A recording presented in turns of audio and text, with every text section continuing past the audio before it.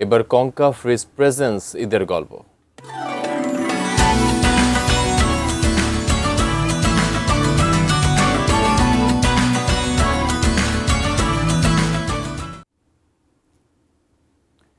নানা শ্রেণী পেশার মানুষ যখন ঈদের আনন্দ ভাগাভাগি করতে পরিবার পরিজন নিয়ে দর্শনীয় স্থান কিংবা আত্মীয় স্বজনদের বাড়িতে ঘুরতে বের হয়েছে, ঠিক তখন নিম্ন আয়ের জেলেরা নদীতে মাছ শিকার করেছেন পরিবারের মুখে দুমুঠো ভাত তুলে দিতে। জেলেদের ঈদের গল্পটা কেমন, এ বিষয়ে রাজবাড়ীর পদ্মা নদী থেকে বিস্তারিত জানিয়েছেন প্রতিনিধি মাসুদ রেজা শিশির।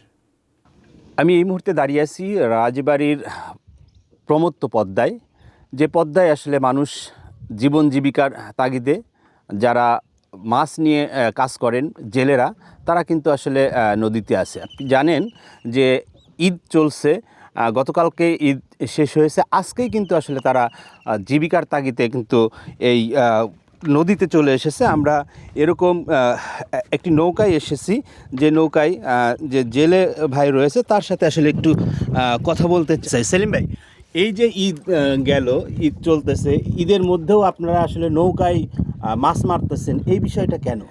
খালি আমাদের এই নামাজটা পড়া যতটুকু শেষ, এটা করেই আমরা আবার মাছ ধরা শুরু করি। এই মাছ তো মনে করেন যে এই বেশি পড়ে নয়, কোনো মতন দিন যায় দিন আসে, হালকা মাছ পড়ে, অল্প মাছ পড়ে, এই কারণে আমার মাছ ধরা লাগবেই। তার কারণে আমার বাচ্চা সন্তান বউ বা পোলাপান আছে বাড়ি, এদের আহার গুছানি লাগবে, আমাদের মাছ মারাই লাগবে। আমার মাছ মারা না শর্তে আমার কোনো নাই, মাছ মারতেই হয় প্রতিদিন? মাছ মারতেই হয় প্রতিদিন। আপনার সংসারে কতজন মানুষ আছে যে এই মাছের উপরে নির্ভর করে চলে? 7 জন থেকে 8 জন লোক আছে। আপনি একাই মাছ মারেন? আমি আর একটা লোক আছে, আমি 2 জন লাগি মাছ মারি। তো একদিনে মাছ মেরে মানে কি পরিমাণ মাছ পাওয়া যায়? ওই 1000 টাকা, কোনো দিন 1500 টাকা হয়। এই নৌকা টোকা খরচ বাদ দিয়ে কেমন থাকে? ওই ধরেন যে 500 টাকা, কোনো দিন 600 টাকাও থাকে। 500-600 টাকা থাকে। 500-600 টাকার দিয়ে কি একটা সংসার চলে? তাতে কোনো মতন চলে, ওই দিন যা রাত আসে, রাত যা দিন আসে, কোনো মতন চলে এই আর কি।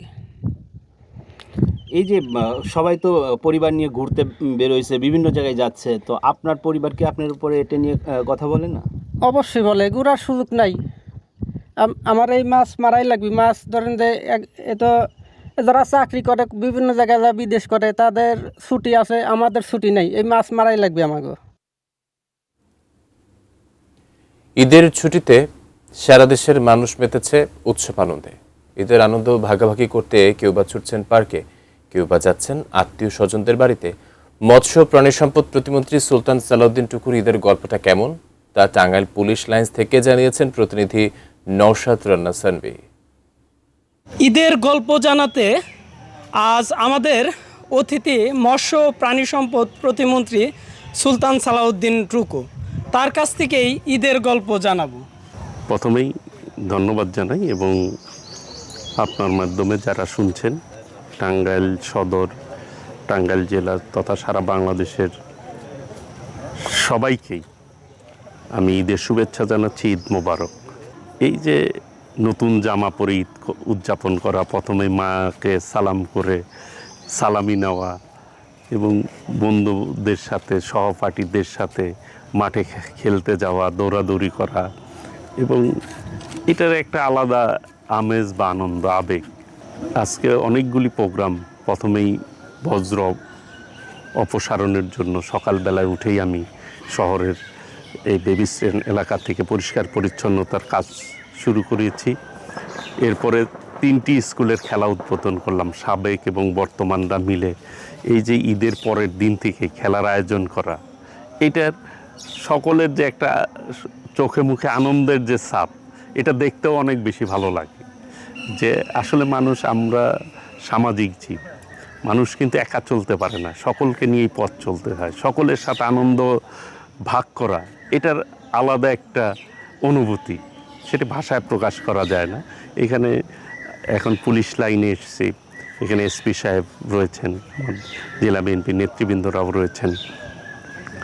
সকলে মিলে দেশটি সবার, আমাদের সকল মিলেই কিন্তু এই বাংলাদেশ, যেটি আমাদের মাননীয় প্রধানমন্ত্রী সবসময় বলে থাকেন।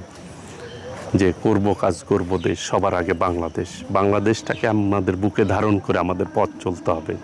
এই দেশটাকে উন্নয়ন করার ক্ষেত্রে, দেশের মানুষকে সমৃদ্ধ করার ক্ষেত্রে, জনগোষ্ঠীকে অর্থনৈতিকভাবে সমৃদ্ধশালী করার জন্য সকলে মিলে যদি আমরা কাজ করি, তাহলে অবশ্যই এই দেশটিকে এগিয়ে নিয়ে যেতে আমরা সক্ষম হব।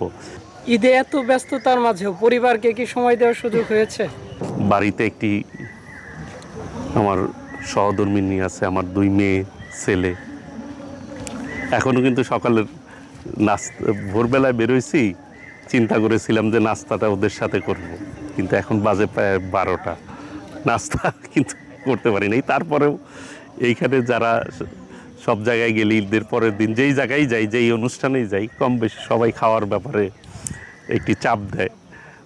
হয়তো যেই সময়টুকু পরিবার পাওয়ার কথা ওই অনুযায়ী কিন্তু পায় না আর কি, আমাদের রাজনীতিবিদদের থেকে। তারা এতে করে তাদের কোনো আক্ষেপ নাই, কিন্তু তারপরেও যতদূর পারি আমরা চেষ্টা করি আমার পরিবারকে সময় দেওয়ার জন্য, এবং তাদের স্যাক্রিফাইসটা কিন্তু অনেক বেশি। সহধর্মিণী এবং আমার 2 মেয়ের ছেলে, তাদেরও কিন্তু একটা থাকে যে বাবা তার সাথে থাকবে, ঘুরতে যাবে। তো সব মিলে তারপরেও তারা যেহেতু সবাইকে নিয়ে পথ চলা, সবাইকে সব বিষয়ে পরস্পর স্যাক্রিফাইস করেই আগাতে হয়। দর্শক, এতক্ষণ আমরা শুনছিলাম কঙ্কা ফ্রিজ প্রেজেন্স ঈদের গল্প।